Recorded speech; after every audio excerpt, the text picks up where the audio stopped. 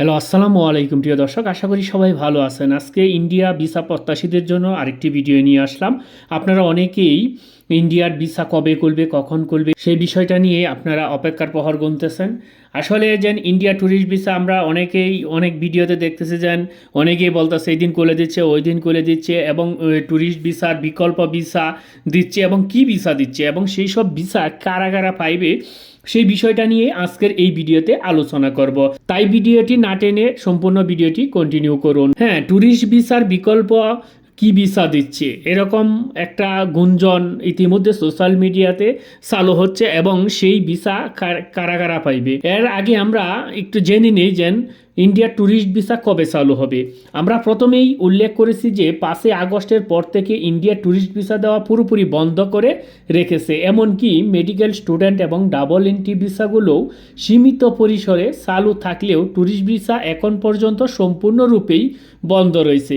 অফিসিয়ালভাবে আপাতত tourist visa চালু হওয়ার কোনো তথ্য নেই।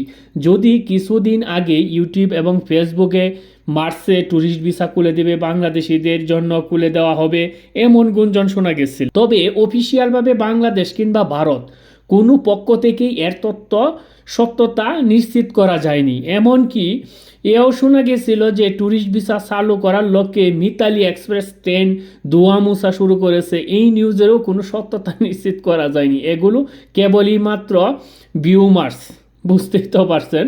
তবে ভারতীয় ঊর্ধ্বতন কর্মকর্তাদের বিভিন্ন বক্তব্য থেকে যা বোঝা যাচ্ছে তা হলো নির্বাচিত সরকার ছাড়া ইন্ডিয়া ট্যুরিস্ট ভিসা চালু হওয়ার কোনো সম্ভাবনা নেই।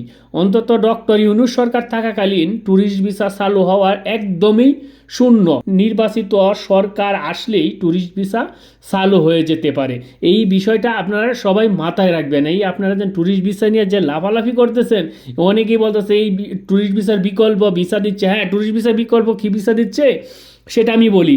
যেন এইটা হচ্ছে যেন তীর্থ ভিসা দিচ্ছে। তীর্থ ভিসা পাইতে কী কী লাগে এবং কারা পাইবে সেই বিষয়টার দিকে যদি একটু লক্ষ্য করেন তাহলে কিন্তু যারা সনাতন ধর্মাবলম্বী মানুষ আছেন তাদের জন্য, এটা কিন্তু সবার জন্য না। এই তীর্থ ভিসাটারে নিয়ে অনেকেই বলতেছে যে এই ভিসাটা সবাই পাইবে, মুসলমানরাও পাইবে, বৌদ্ধরাও পাইবে, খ্রিস্টানরাও পাইবে।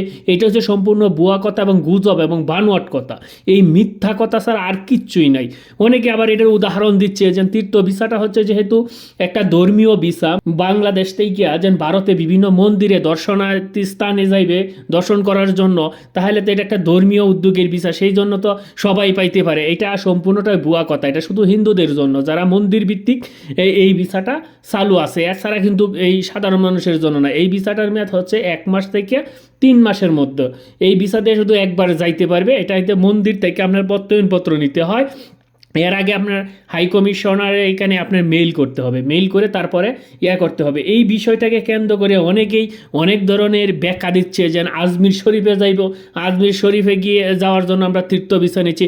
আরে এদেরকে ভাই কী যেন বলবো, বলার মতন আজকে ভাষা নাই গিয়া। প্রিয় দর্শক, আপনারা সচেতন থাকবেন যেন আপনারা যারা ভাবতেছেন যেন ট্যুরিস্ট ভিসা চালু হয়ে যাচ্ছে, এই চালু হয়ে যাচ্ছে, ওই চালু হয়ে যাচ্ছে, এটা কখনোই সম্ভব না। এটা আপনারা 100% নিশ্চিত থাকেন যেন বাংলাদেশে কোনো নির্বাচনীয় সরকার না আসা পর্যন্ত ভারতের কোনো ট্যুরিস্ট ভিসা কোনোভাবেই চালু হবে না। এটা